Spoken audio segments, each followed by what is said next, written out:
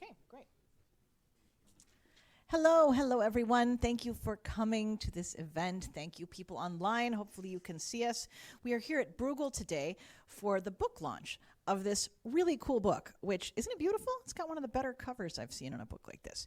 It's by Bruegel's own Uri Dadush. Lovely to have you in Brussels as opposed to on a screen for once. It's called Geopolitics, Trade Blocs, and the Fragmentation of World Commerce. So a lot of drama and danger out there in the world of multilateral trade. With us to discuss it is our newish colleague, Ignacio Garcia Becerro, well known to you from his time at the Commission.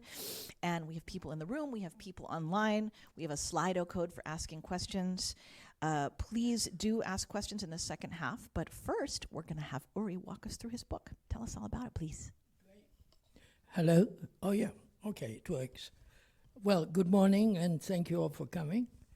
The WTO, at the heart of the rules-based liberal order, the post-war liberal order, was in deep trouble as far as back as 2008, when the Doha Development Agenda had evidently failed. But it was with the appearance of Donald Trump as a political force in 2015 that worries about fragmentation, the breaking up of the world economy into hostile blocs. It was then that the concerns about fragmentation began to surface. Joe Biden adopted Trump's protectionism and added industrial policy. In February 2022, Russia invaded Ukraine and circumvented Western sanctions with help from several countries, including China, which escalated trade tensions to another level. Now Trump is reelected, promising tariffs, which makes the fragmentation threat imminent, immediate. So books are written for many reasons. In my case, the reason was, in one word, amazement, or if you like, disbelief. Disbelief that global trade, which has underpinned historically unprecedented economic advance over the last 70 years, was in danger of breaking down. And I wanted to understand why. So in the next few minutes, I'll deal with three topics. Why is fragmentation happening? What will it look like? And can it be stopped? And my friend Ignacio here will follow on with some policy implications, particularly from an EU and WTO point of view. So why is it happening? I have to simplify in the time available. The book says more. The deep causes of fragmentation are two breaks in the world economy, which actually became evident, the beginnings became evident about 40 years ago, in the mid-1980s. The first break, the first of the two breaks, is the entry of developing countries into world markets and their rapid rise. In a paper I co-wrote at Carnegie in 2010, we predicted that by 2030, the 7 largest economies of the world, expressed in purchasing power parity terms, would include only 2 of the present G7 members. The US as number 2, and Japan as number 4, with Japan soon to be displaced by India, which in fact has happened already. China would be the largest economy and the largest export market for most countries of the world, as it already is. This extremely rapid shift in economic power away from the US and its allies makes it much harder for the United States to remain the leader of the rules-based liberal order. In fact, under Trump, it became clear that the US no longer wants to. The US no longer needs the WTO as a bulwark against Soviet communism, and as the world's most powerful nation, is no longer inclined to bow to its rules. Instead, the US now views China as a dangerous rival for dominance in the Pacific, potentially across the world, as well as, rightly or wrongly, the trading system prime rule breaker, therefore taking advantage, the country really taking advantage of the system. The second break that became evident about 40 years ago is the widening income distribution within nations, not across nations, but within nations. The increase in income inequality to reach high levels is evident across several large economies across the world, both advanced and developing economies. And this has been extensively documented by Thomas Piketty and his collaborators. Now, nowhere is this trend more evident than in the United States, an advanced economy whose Gini coefficient is now higher than that of many developing countries. Now, there is little doubt that it's automation, technology, not globalization, that is the main culprit in this trend. But it is also unquestionably true that China's WTO entry coincided with a big and persistent economic shock to communities dependent on manufacturers in the US and across the world, by the way, many developing countries as well. And so this shock remains, even though consumers saw lower prices from China and many new export opportunities opened up. In addition to this shock, the China shock, and the change in the geopolitical configuration, uncontrolled immigration, particularly in the United States, the great financial crisis, which also originated in the United States, the pandemic, etc., all these things together have contributed to a discrediting of elites and rejection of the neoliberal policies that they have espoused, and trade is only one aspect of this phenomenon.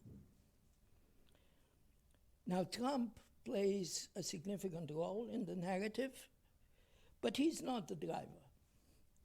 His special contribution has been to channel the resentment of the working class into a winning political movement. Trump's intention is to disrupt institutions in every sphere, both internal and external. Internationally, his targets include climate policy, the security architecture, and of course, trade. But again, trade is only one part of the picture. So, what will trade fragmentation look like? Trump's intention to raise tariffs across the board dispels a big misconception, which I highlight in the book. The belief that the fragmentation of the world economy into hostile blocs will be along neat geopolitical lines, with China and its allies on one side, and the US and its allies on the other. Unfortunately, it will be much messier than that. Trump's tariffs already threaten Brussels, Tokyo, and Ottawa, as well as Beijing. There will furthermore be many unintended consequences. For example, if China agrees under pressure to buy more Boeing aircraft and Ford vehicles from the US, that will cause its already large trade surplus with the EU to increase. And if, on the contrary, China refuses, Trump puts up prohibitive tariffs, and there is decoupling from the US, China will seek to reorient its exports to large markets, such as Japan and the EU, also causing increased tensions. No one can tell, and I don't try in the book to say how exactly fragmentation will play out. The very essence of fragmentation is uncertainty. We cannot dispel that uncertainty. However, I would speculate, and I speculate in the book, that there is a significant probability that trade will consolidate around three regional hegemons. North America around the United States, Europe around an uneasy French-German coalition, and East Asia even more uneasily around China. In this scenario, China-US rivalry and erosion of the WTO rules will make interregional trade across from one region to another of the world far less secure than it has been. There are no bilateral trade agreements between the US, the EU, and China, despite many efforts to achieve them. However, so this is clear, the reduced security of interregional trade. What is less obvious, however, is that global fragmentation means that the major regional blocs are themselves less cohesive internally because of the divergent economic and security interests within them. In the extreme, the trading blocs could themselves splinter. USMCA is an obvious candidate for that because of its sunset provisions and because there are such severe Mexico-US tensions over links with China, over immigration, and over trade imbalances. But RCEP in Asia and the EU itself will experience great internal tensions as a result of the fragmentation of global trade. Third question, can fragmentation be stopped? Over the next 4 years, fragmentation will likely get worse. But can it be stopped and reversed eventually? My answer in the book is a cautious yes. Cautious yes. I believe that the great global power shift has slowed a lot in the last few years, and adjusting to it, to this more gradual shift that is happening, is possible. Indeed, it is imperative to avoid economic stagnation, or worse still, war. Such adjustment could also help mitigate the internal rifts caused by high and rising income inequality, although it would not be enough. More has to be done on that. So how do I get to that conclusion or that cautious prediction? First, I start from the premise that we are very far from capturing the full gains from global economic integration. I view globalization as arbitrage in the market for goods, services, capital, and labor. There's a lot more arbitrage to be done. The hyperglobalization of 1985 to 2007, when trade grew at twice the rate of world GDP, was the result of a 1,000-year shock, the entry of more than half of humanity into world markets.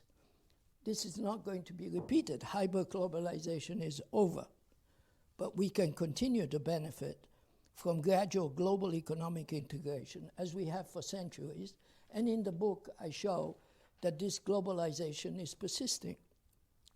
This deepening globalization must have rules to yield its benefits.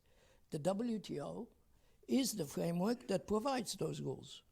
What the members of the WTO have already achieved even if they don't do more. An agreement that covers nearly all of world trade based on the principle of non-discrimination and clear rules is remarkable.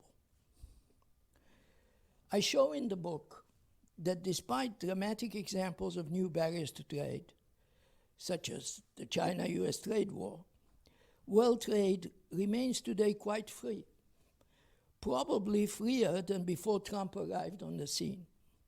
This is mainly due to new regional trade agreements and unilateral liberalization in various places and contexts. So the point is that although trade fragmentation has already caused significant trade deflection between China and the United States, and although fragmentation makes the headlines, it has only just begun. We are only at the beginning of the breaking down of world trade. For trade fragmentation to be contained, it is essential, it is a necessary condition. Sometimes I feel even it might be a sufficient condition, but that's arguable. It's a necessary condition for the US to reach an accommodation on trade with China. This is clear. But I stress here and in the book that an accommodation between China and the United States is much more than trade. It's actually about world peace.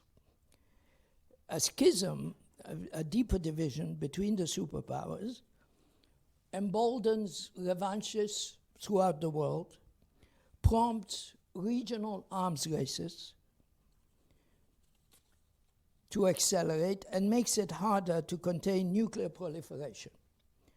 All these trends we are already observing today. In the worst case, a conflict in Taiwan, the South China Seas, or Ukraine could widen to global war. And such a war is unlikely to remain conventional among nuclear powers. If Trump imposes a 60% tariff on China, decoupling will be the outcome. However, decoupling will not solve and will not end China-US trade battles on third markets. It may even make them worse, even though decoupling will upend global production chains and carry huge economic costs. Of course, cooperation on climate would become even more fraught and may even not be on the table anymore between China and US. Can they make a deal? Again, I argued that it is possible. I don't see it. It could happen under Trump, but unlikely. But in the longer term, it's possible. And why? First, I look at the US economy in 2024. What is striking is that it remains a very open economy, perhaps the most open large economy in the world today, completely bound up with the rest of the world. So despite the protectionism and the trade war with China, US tariff revenue today as a share of imports is only about 3%, lower than that of the EU. About 41 million US jobs are tied to international trade.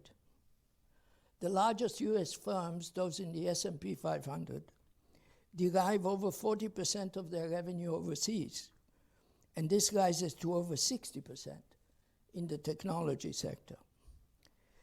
Despite the uneven distribution of the gains of the last 20 years, when you ask Americans, French, and German the same question, Americans are more supportive of trade than the French and the Germans.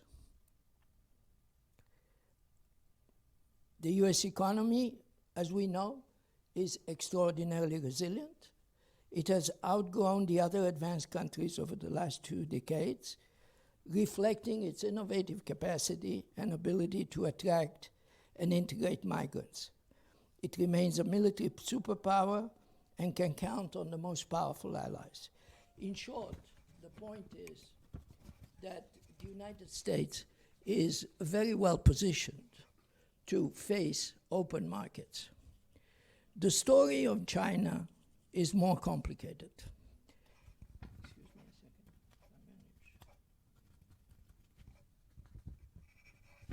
You do that for me?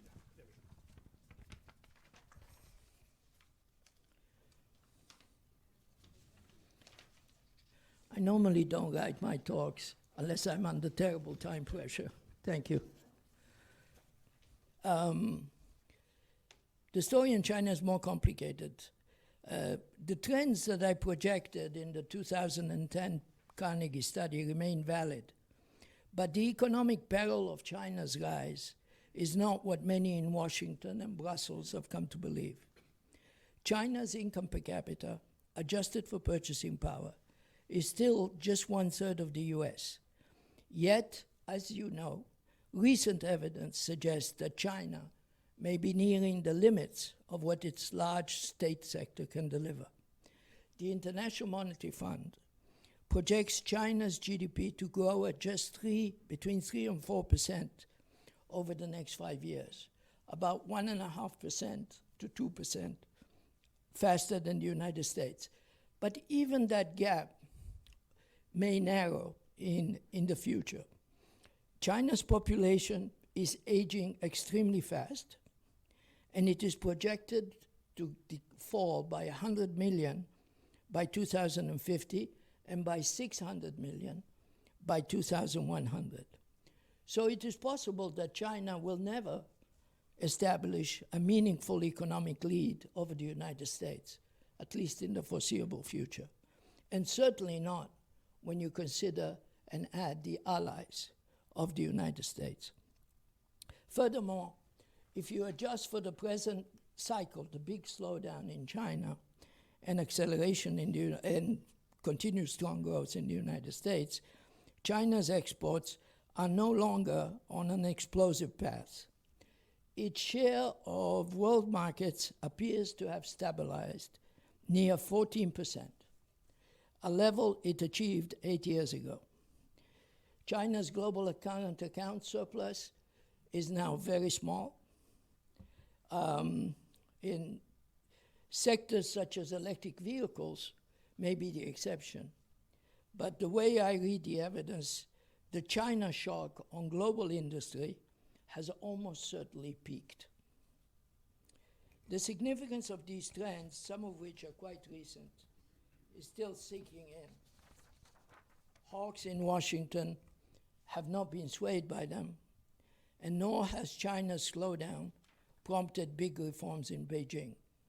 But provided the United States and China, rivals, remain engaged with the world and under new leadership, the conditions for a deal on trade could materialize. I let Ignacio pick up on some of the policy implications.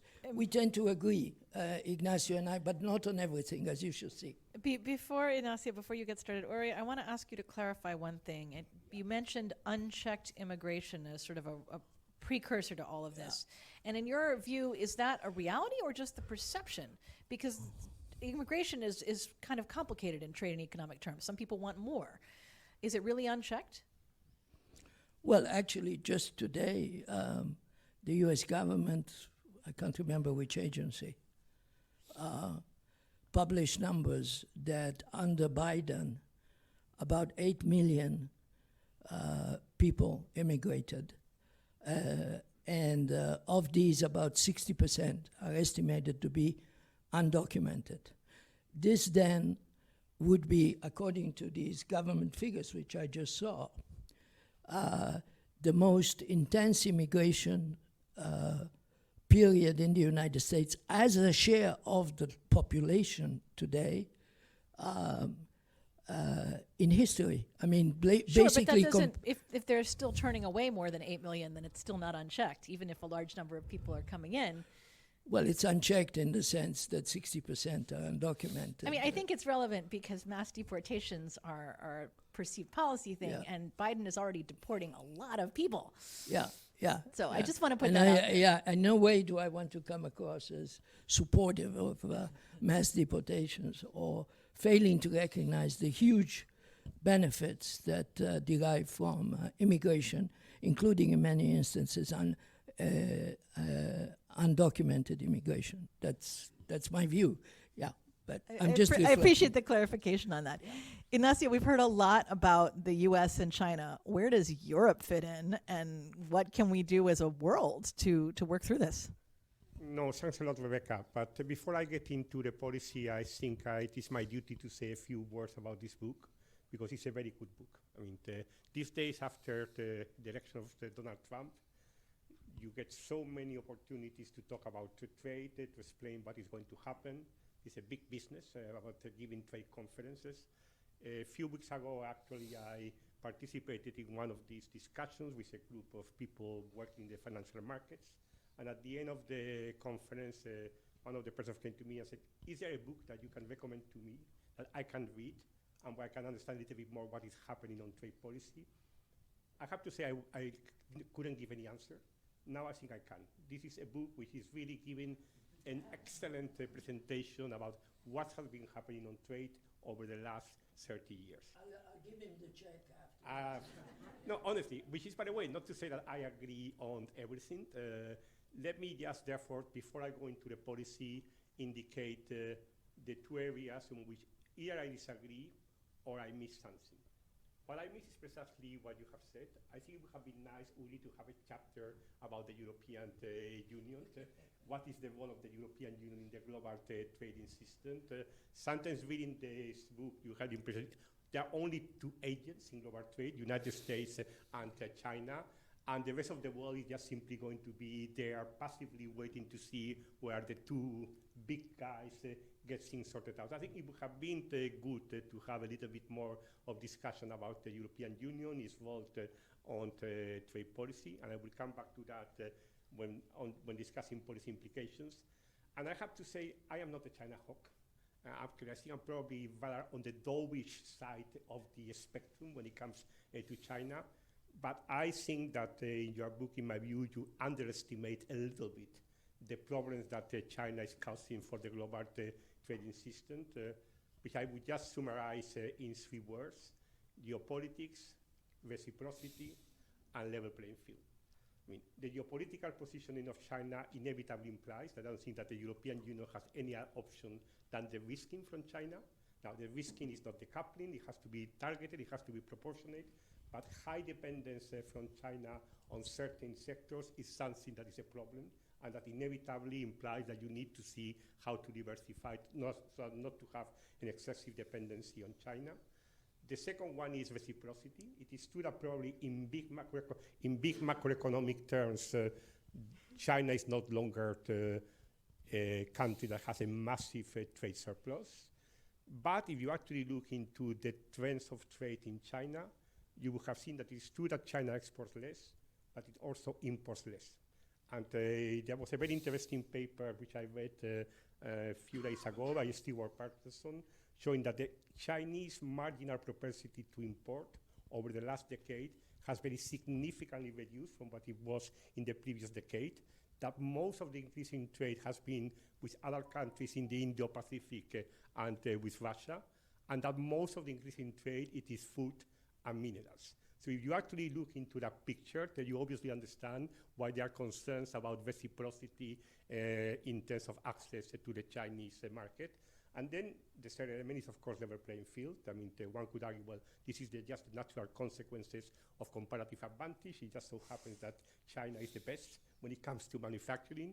But when a lot of this competitive advantage has been also generated through massive subsidization, which is something that you recognize in your paper, then I think there is a problem. So I would say I'm not a China hawk, but in my view, the problem that China is causing for the global trading system is something that, in my view, is a bit more than what this book actually indicates. Now, going now into the policy implications. Now, before talking about the WTO, let me make a more general comment about what is the architecture that one can expect from the global trading system. Because I think that some of us who have been in this business for quite a long time. When we concluded the Uruguay-bound negotiations, I guess we probably had this idea of about multilateral Greek temples, where a lot was happening in the WTO. There would be a few free trade agreements here and there we would complement, but it was a system that was very much WTO-centric. Now, that system is not the case anymore, and it's never really going to go back. So I think what you can have is, of course, the option of fragmentation, no order, or you can have an option of what I would call multi-level governance. Not a multilateral Greek temple, but what I would call a pyramid.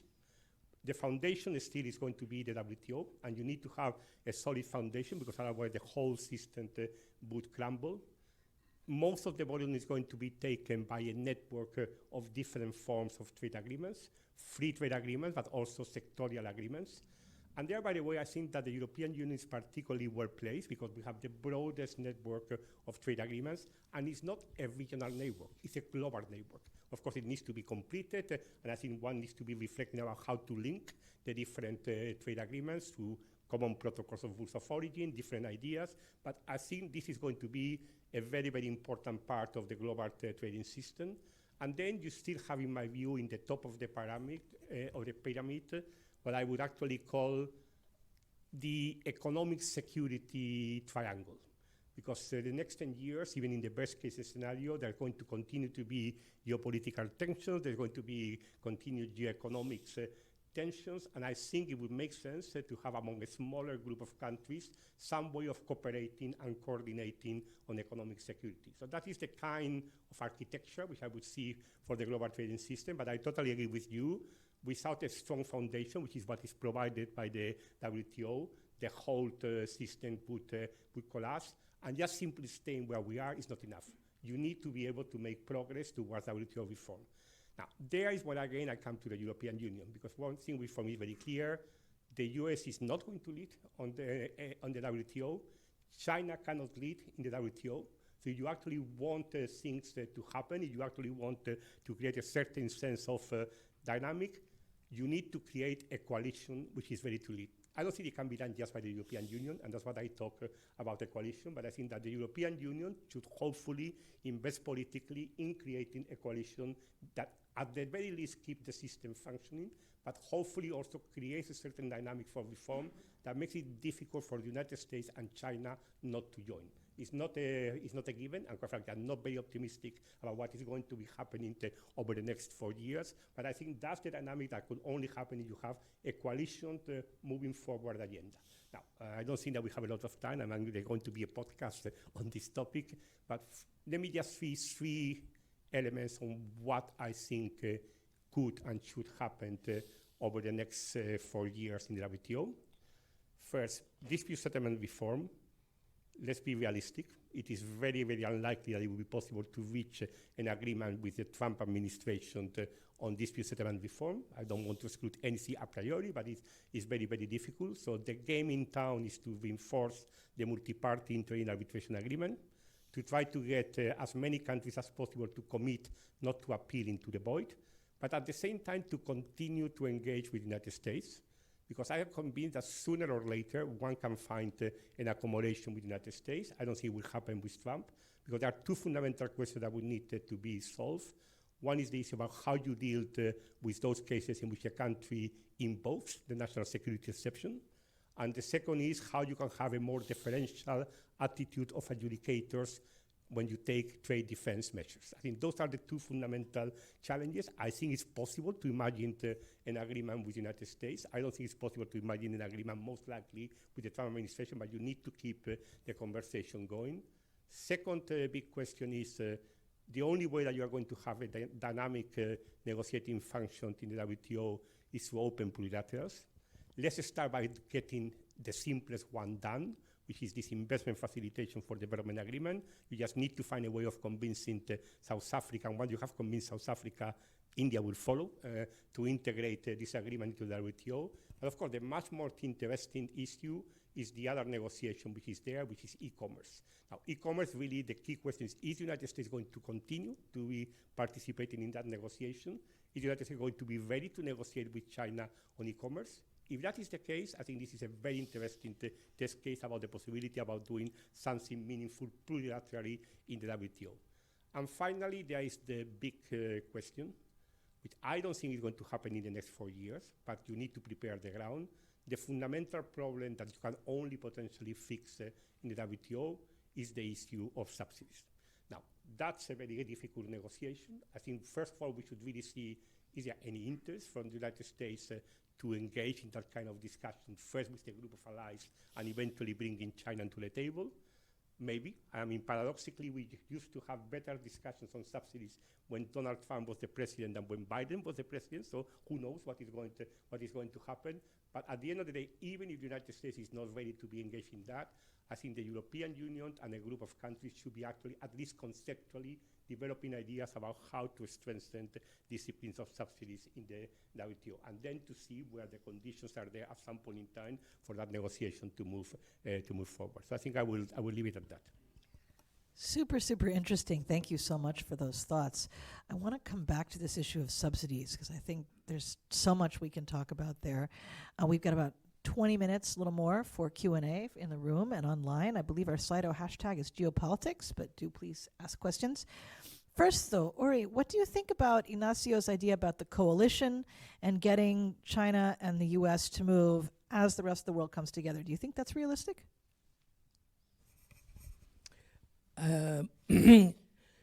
Yes, I do. I think there is a vast majority of WTO members who do not want the WTO to lapse. And as you know, there are several other countries, they're smaller countries, that are trying to join the WTO. So countries see the value of the acquis of the WTO very clearly.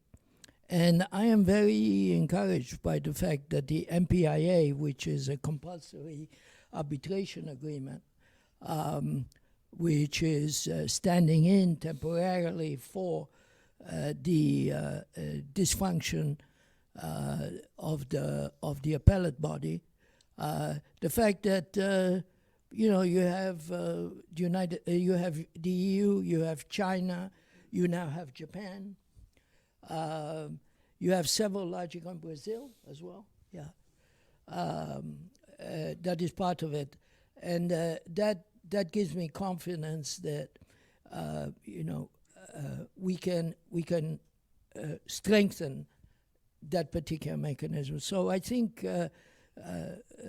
Ignacio's idea is very sound. And what about subsidies? Everybody wants government money to do something to be competitive, for economic security, to save the planet. How does that fit into the trade system? Well, I think Ignacio and I are going to disagree on this one. I've tried to the best of my ability to look into the subsidies on which it's very difficult to make a judgment. And my sense at the end of it is that they overplayed as an issue.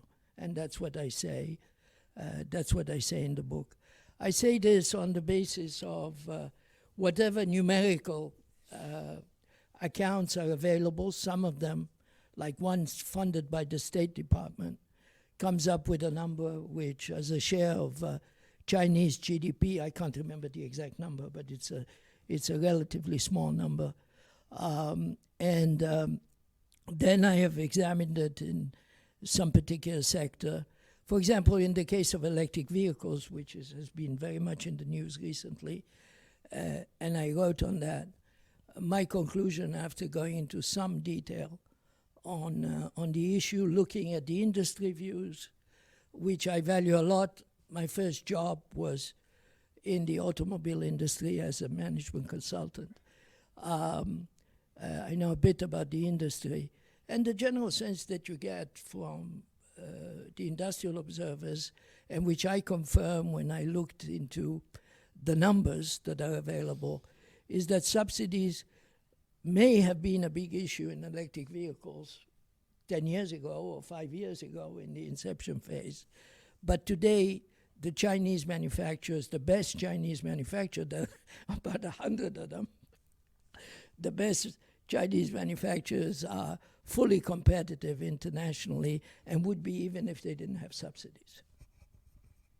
There's no contradiction between the statement that there are massive Chinese subsidies and the statement that some Chinese manufacturers have become extremely competitive internationally. I mean, that's an indication that subsidies have contributed to creating a very strong competitive advantage for the Chinese producers. And it's a playbook that you see in so many sectors happening in China.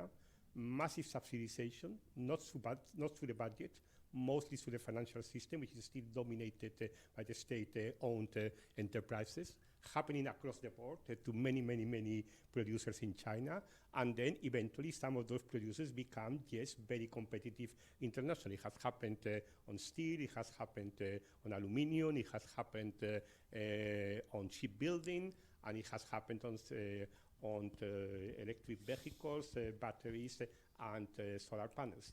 Now, what we are seeing is subsidies by China, which are much more targeted on the frontier areas of technology, because it's also very much part of the geoeconomic competition with the United States. But as I said, I'm not saying that it's an issue of macroeconomic significance, but certainly in quite a few sectors, it's a very important element that distorts the level playing field. And if you don't have actually the sense that you have effective rules to tackle the level playing field issue, I think that is a problem.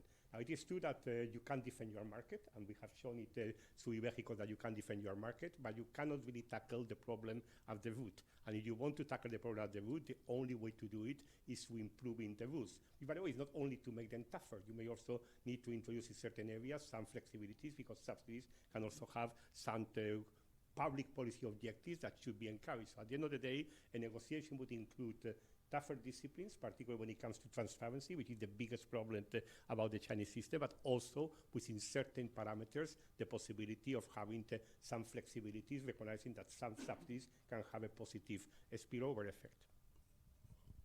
Thanks very much. Do we have any comments or questions from the room?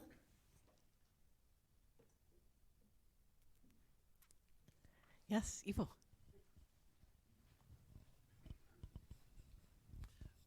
Ivo Maas, Breugel. I enjoyed very much the presentation, and I learned a lot. Now, you go into geopolitics, fragmentation of world commerce. If I may extend with my question the issues, how do you see it on the financial side? As my impression is that you still have the dollar dominance. And how can you combine trade fragmentation with dollar dominance? Will this continue?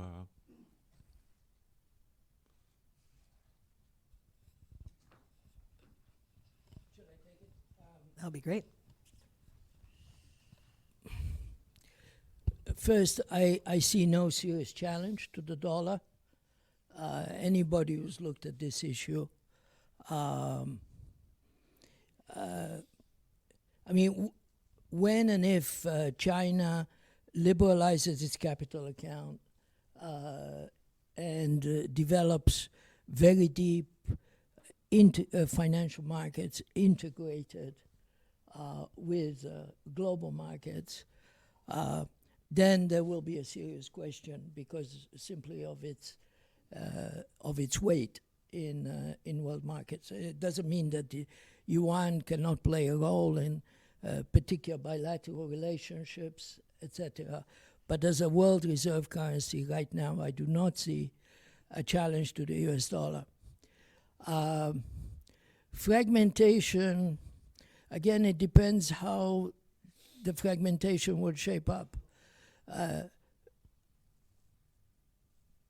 I do not see the United States becoming, kind of isolating itself from the international market across the board. I just don't see that at all. And even if Trump tries, I think it will be very difficult. It's remarkable how U.S. imports and exports, U.S. trade, has grown very handsomely over the last 7-8 years compared to other parts of the world, not compared to the pre-financial crisis period, which was an entirely different era. But U.S. trade continues to grow. And yes, it's true, U.S. trade with China has declined, depending on how you look at the measure. But it's essentially been a case of trade deflection. Instead of trading with China, we trade more with Mexico. And then China goes to Mexico, etc., etc. It's less efficient trade. It is not less trade. So overall, I actually see the two issues as quite separate. Although protectionism will increase, fragmentation will increase in the next 4 years, I do not see that as challenging the dominance of the United States on the dollar or in the financial markets, which, as you know, by the way, have been doing extraordinarily well in the US, even since the election. We have a question from André Sapir, and then one over here in the corner. Maybe we'll do a round this time. Excuse me. Thank you. So I very much enjoyed all the remarks that both of you made, and I don't have any issue with any of them. I just want to add one point, one reflection. So we are in sort of uncharted water, in the sense that during the Cold War, before up to 1989, the world was divided into two spheres. And as you said, Uri, half of the world, or half of the world population, was in the other sphere.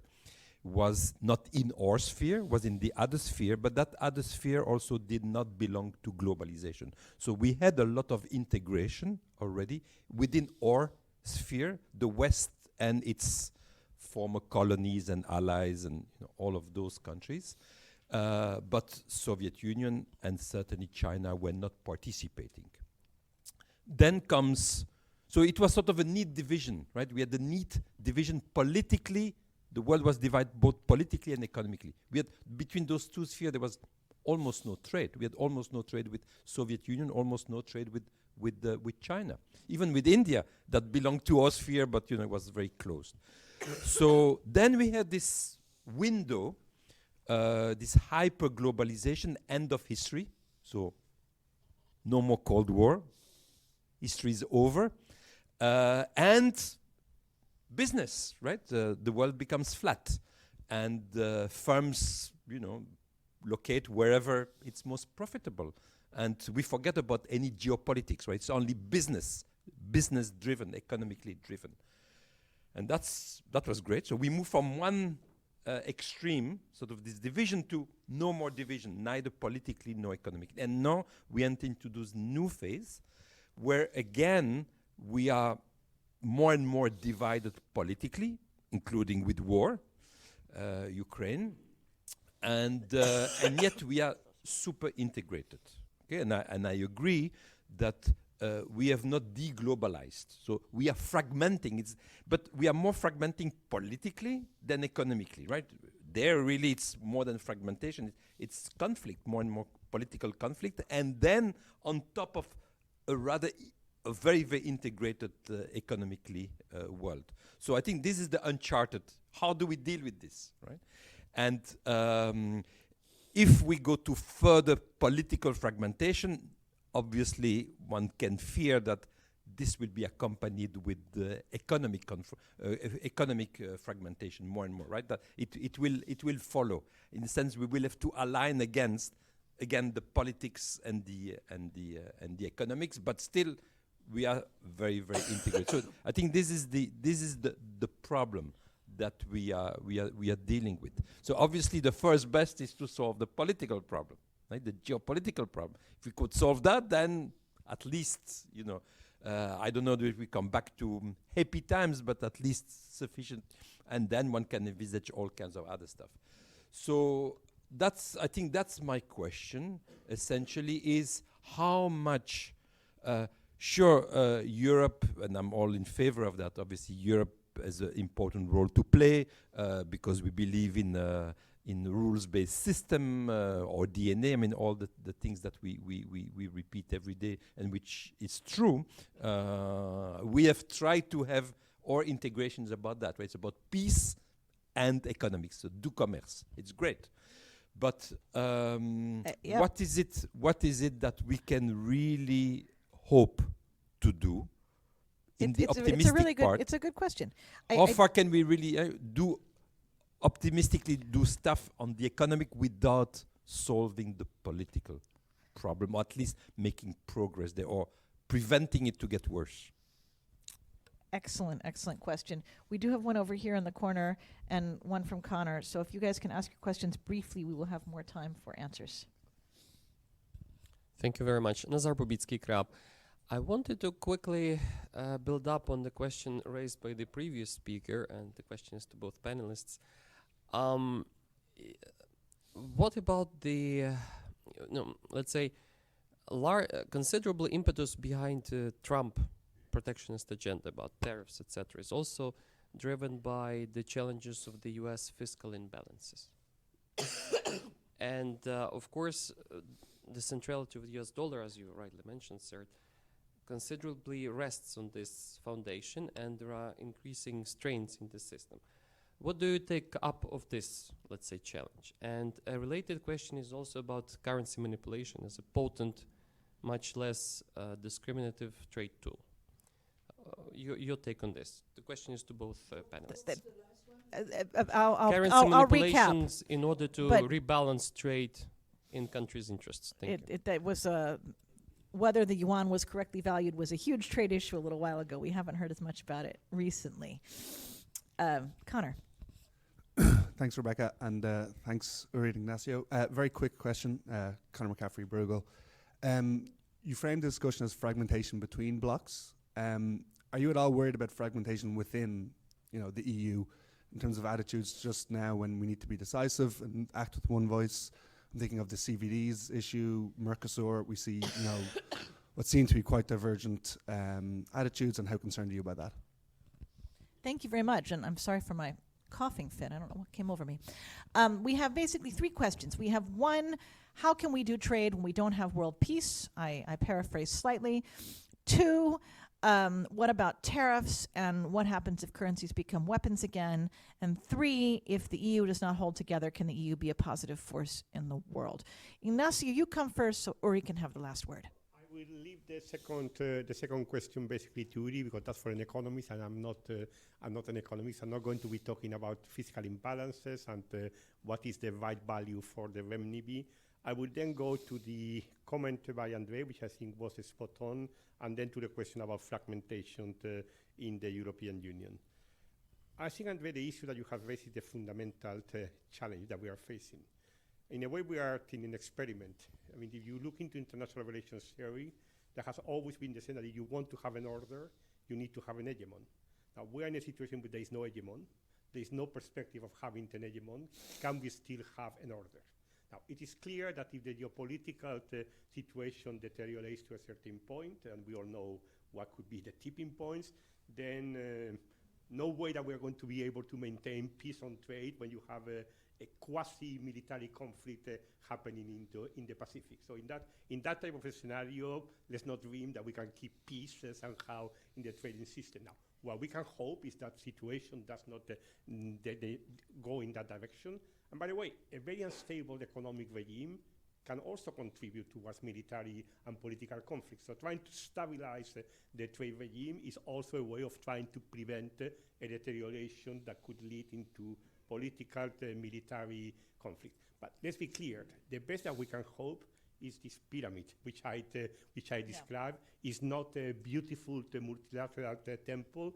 There's going to, for any order to be there, there's going to have to be a space for the economic competition between China and the US, which is not only China and the US, because there's also going to be geoeconomic action being done by the European Union. There's going to have to be, unless we manage to really modernize very radically rules on subsidies, there's going to have to be a space for taking defensive action to protect your interest when there's a level playing field. It's going to be not the idea that you had in 1995, a continuous trend of strengthening disciplines, always going in a certain direction. Is going to be a much more policy space, if you want, a type of architecture for global trade. And on the issue of fragmentation in the European Union, there have always been tensions inside the European Union. I personally think that it is really extremely positive that the European Commission has been taking a certain action on e-vehicles, despite the fact that the most important car producer in the European Union was not in favor, and that the European Commission has been ready to conclude the agreement with Mercosur, despite the fact that another important European Union country is not in favor. That for me is a signal that trade policy is working. Thank you. Thank you very much for that. Ori, as we come back to you, I want to add in as an asterisk the question about exchange rates. Could there be a new Plaza Accord, and would that help? We're saving the easy ones for the last 5 minutes. Exactly. On the fiscal, if I understood the question, was tariffs are motivated by the fiscal problem in the U.S.? Yes. Well, so tariff revenue in the U.S. right now is about 0.5% of GDP. Okay, income tax, etc., is, I mean, I don't remember exactly, but I take it at 15% of GDP. Tariffs will not replace because Trump wants to cut the income taxes and the corporate taxes. Tariffs cannot possibly replace anything but a very small part of corporate and income taxes. That's just arithmetic. And of course, if you try and play the game of increasing the tariffs more and more, then imports will come down more and more. So there's simply a limit to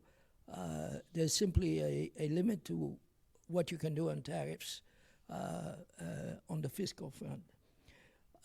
On fragmentation within Europe, I am actually less optimistic than Ignacio.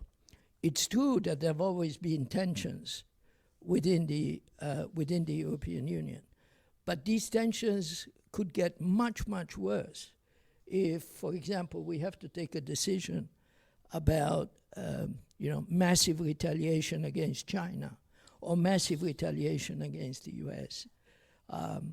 Already now on electric vehicles, there was a deep disagreement between Germany on one hand and France on the other. There are big disagreements right now about Chinese investment between, say, Hungary on one side and the rest. The more difficult the global environment becomes, the more there will be centrifugal forces within the European Union, and not just the European Union. USMCA is the same, RCEP is the same, etc. More difficult it will be to manage the situation. On the issue of geopolitics and trade and the EU, Andre's question, what I noticed is that the EU appeared to have a much more independent course than the United States until about 2 years ago, 2.5 years ago, when the war in Ukraine broke out. And with the breakout of the war in Ukraine, the dependency of the European Union on the U.S. security umbrella became immense, okay? And that is why I think a fundamental objective should be to try and end that war as quickly as possible, to try and normalize the situation in the East as quickly as possible, and of course to build up, as Google and others have argued, the EU's independent deterrent capability vis-a-vis Russia. Once we get there, and it is possible to do, and we may get there in the next 3-4 years or 5 years. Once we get there, then the EU is going to have a lot more margin for maneuver on the trade front than it currently has. Plaza Accord, I don't know. I mean, there's so much confusion inside Trump's mind and the coming U.S. administration about whether they want a high dollar or they want a low dollar. Everything that they're doing so far tells me that they're going to end up with a high dollar. And we're already seeing a high dollar. And we're also going to end up with more inflation, and we're going to end up with higher interest rates. And remember a very interesting thing about the United States. When there's a really big problem in the United States, what happens? Capital flows into the United States because the United States continues to be seen as the safe haven. When I was at the World Bank, I was always astonished by this. When you have a crisis in an emerging market, it's a disaster for the emerging market in terms of capital outflows, etc. In the US, if things get really bad, people are going to move to the US right now. Now. 10 years from now, it may be different, but that's the way it's going to work. Thank you so much for that. Thank you for the question online. Thank you for those of you in the room. You may have heard some references to podcasts. I'm the host of The Sound of Economics. Ignacio is going to be recording soon the first podcast of the new year, which will be on the 35th anniversary of the WTO, and Ori will be on later in the year to talk about trade. We've got some special guests. Thank you for coming to Bruegel. You can find all our stuff on our website, bruegel.org. Have a great day.